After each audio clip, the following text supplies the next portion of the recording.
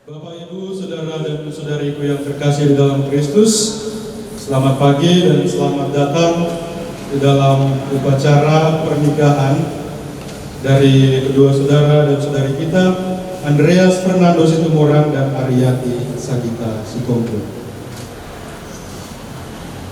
Semoga Allah memberi rahmat dan berkat agar saudara-saudari menghadap kepadanya dengan hati yang suci. Selamat datang saudara-saudari yang dikasihi Tuhan. Kita berhimpun di sini untuk mengawali perayaan perkawinan Andreas Fernando Situmorang dan Haryati Sagita Sitompul. Gereja menyambut saudara-saudari dan ikut bergembira dalam perayaan kasih.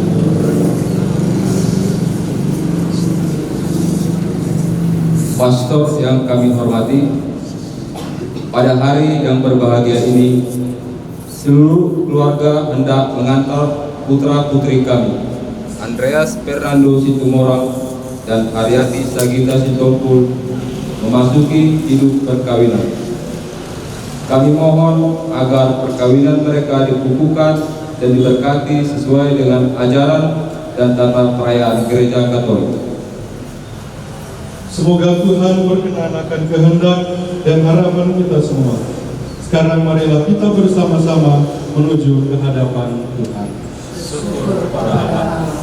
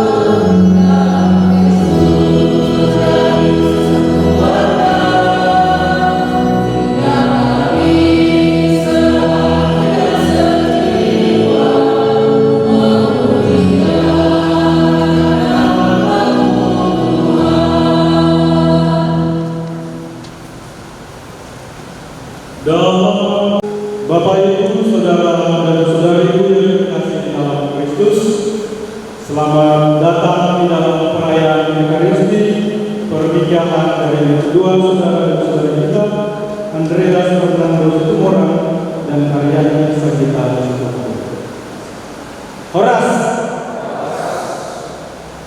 Hari ini menjadi momen spesial bagi kedua saudara dan saudari kita, Andre dan Haryati, yang akan saling menerima kesepakatan untuk hidup sebagai satu keluarga baru, sebagai sebuah pasangan untuk seumur hidup.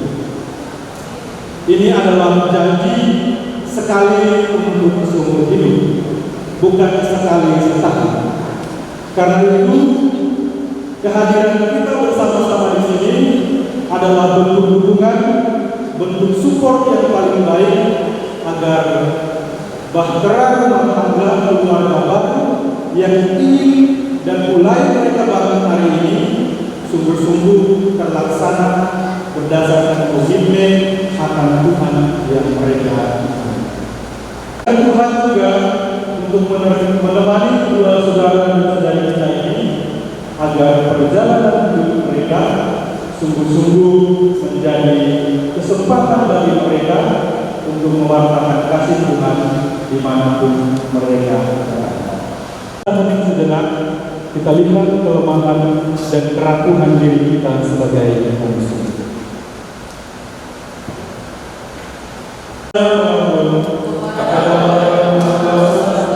Dan kepada saudara sekalian, bahwa saya telah berdosa dengan pikiran dan perkataan, dengan perbuatan dan kelalaian. Saya berdosa, saya sungguh berdosa. Oleh sebab itu saya mohon pada saat kalian, kepada Bapak malaikat yang berkudus, dan kepada saudara sekalian, supaya mendoakan saya kepada Tuhan kita. Semoga Allah yang Maha Kuasa mengasihani kita, mengampuni segala dosa kita, dan mengantar kita ke hidup yang kekal. Dari kitab Kejadian. Ketika menciptakan alam semesta, berfirmanlah Tuhan Allah, baiklah kita menjadikan manusia menurut gambar dan rupa kita, supaya mereka berkuasa atas ikan-ikan di laut dan burung-burung di udara, atas ternak dan atas seluruh bumi, serta atas segala binatang melata yang merayap di bumi.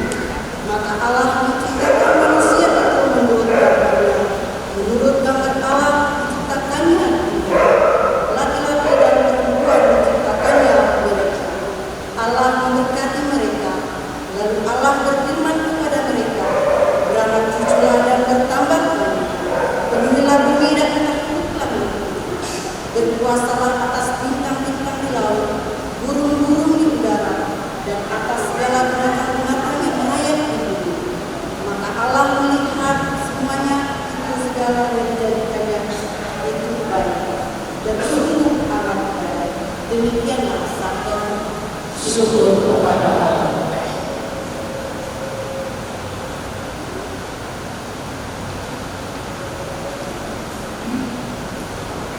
Mazmur tanggapan puji syukur 841 atau stensilan halaman 5 841.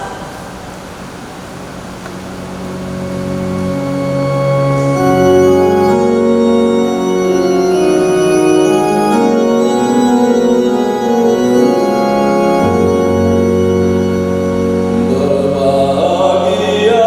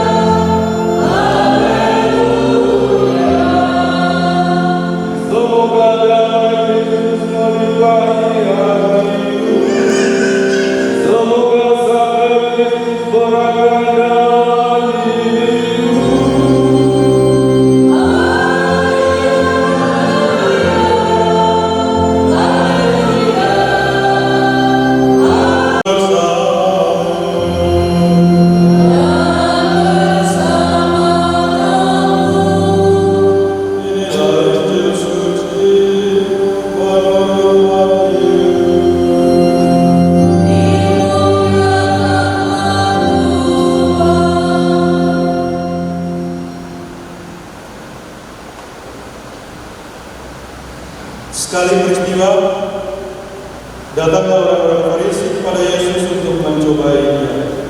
Mereka bertanya, apakah diperbolehkan orang menceraikan istrinya dengan alasan apa saja? Jawab Yesus, tidakkah kamu baca bahwa Dia yang menciptakan manusia sejak semula menjadikan mereka laki-laki dan perempuan, dan firman, sebab itu laki-laki akan meninggalkan ayah dan ibunya dan bersatu dengan istrinya, sehingga keduanya itu menjadi satu daging. Demikianlah mereka bukan lagi dua, melainkan satu. Karena itu, apa yang telah dipersatukan Allah tidak boleh diceraikan manusia. Demikianlah sabda Tuhan.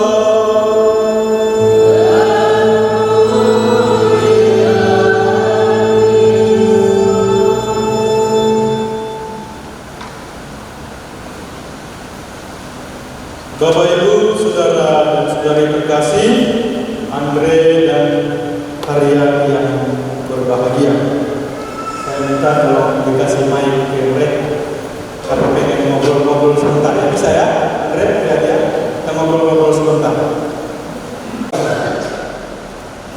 Kurang lebih 2 tahun atau Kurang lebih 2 tahun ya. Oke, Andre, dari sekian banyak perempuan di dunia, ada Maria, ada Marta, ada Yohana, kenapa harus Maria?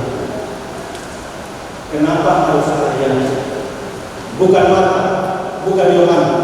Kenapa? karena berbeda dengan Berbeda dari yang lain. Oke, sekarang Maria, pertanyaan yang sama. Ada yang harus berbeda ya, kenapa harus Andreas? Karena dia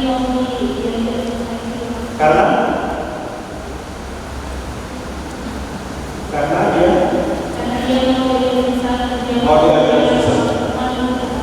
Mau diajar, tapi tidak perlu juga ya. Perkawinan itu bukan susah sama-sama susah begitu. Jangan juga ya. Kalau susah juga rumit bagaimana. Tapi kedatangan mereka ke sini itu tidak lain adalah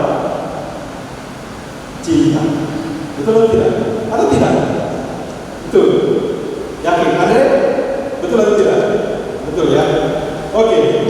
Tetapi saudara-saudari, bapak saudara-saudari yang terkasih, kata cinta itu sendiri abstrak. Susah untuk dijelaskan apa artinya, kita tidak mengerti. Bagaimana cinta itu kemudian bergema dalam kehidupan kita, itu tidak bisa kita lukiskan. Bahkan di dalam kata bahasa Indonesia, kata cinta dalam kamus bahasa Indonesia, kata cinta itu tidak cukup untuk mengekspresikan semua perasaan yang ada dalam diri manusia. Saya mencintaimu karena kamu tampan. Saya mencintaimu karena kamu cantik. Jadi yang masuk dalam kelompok orang-orang seperti ini, kelompok cinta eros itu adalah bahasa sekarang itu, bahasa anak muda, mereka menyebutnya kelompok-kelompok buaya, darat, laut, dan udang. Jadi orang-orang yang mencintai karena penampilan fisik, baik fisik ataupun materi.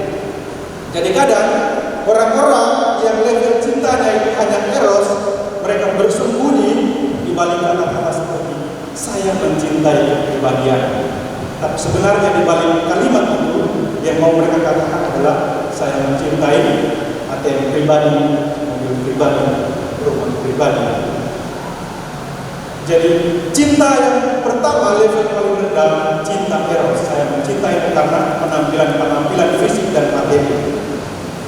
Lalu tingkatan cinta kedua dalam kebudayaan Yunani itu yang namanya cinta filia. Aku mencintaimu karena kamu itu baik, kamu bisa mendengarkan saya. Kalau yang pertama itu mencintai karena fisik, yang kedua itu mencintai karena sifat. Jadi ini adalah kelompok orang-orang biasanya bilang, saya itu jatuh cinta berkali-kali ketika melihat kebaikan-kebaikan yang dia lakukan. Tapi cinta seperti ini akan habis sama seperti cinta Eros. Suatu hari nanti Ariani akan tua, suatu hari nanti Andreas akan tua. Pada saat itulah ketika mereka yang cinta dengan level Eros, mereka tidak akan lagi menemukan cinta itu pada pasangan, karena dia tidak tampan atau tidak cantik. Level yang kedua, ketika pasangan saya sudah tidak seperti yang saya harapkan lagi, sifatnya itu sudah berubah, saat itu saya tidak lagi mencintai. Itu level yang kedua, level yang cinta yang namanya filia. Lalu cinta yang paling tinggi itu yang disebut sebagai agape. Agape itu apa? Ketika saya bilang saya mencintaimu, artinya saya sudah siap berkorban untuk. Dan satu-satunya orang di dunia ini yang pernah melakukannya adalah Yesus. Yesus yang mau mengorbankan dirinya untuk orang-orang yang dia cintai.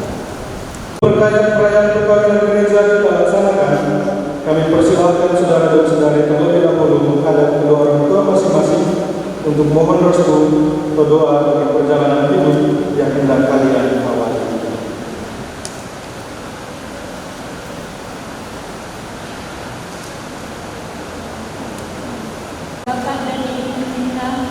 Kami berdua bersujud di hadapan untuk berterima kasih atas kebaikan selama ini. Pada saat yang berbahagia ini juga kami mohon pengampunan yang berlimpah atas segala sikap dan perbuatan kami yang tidak berkenan di hadapan Bapa dan Ibu. Semoga Bapa dan Ibu merestui perkawinan kami ini. Anakku, Bapak dan Ibu sangat bahagia mendengar permintaan kamu berdua. Bapak dan Ibu dengan besar hati memberikan anak kepada kamu berdua. Kami juga akan memberi perkawinan keyakinan dan senantiasa hidup saling mengasihi dan saling mengasihi.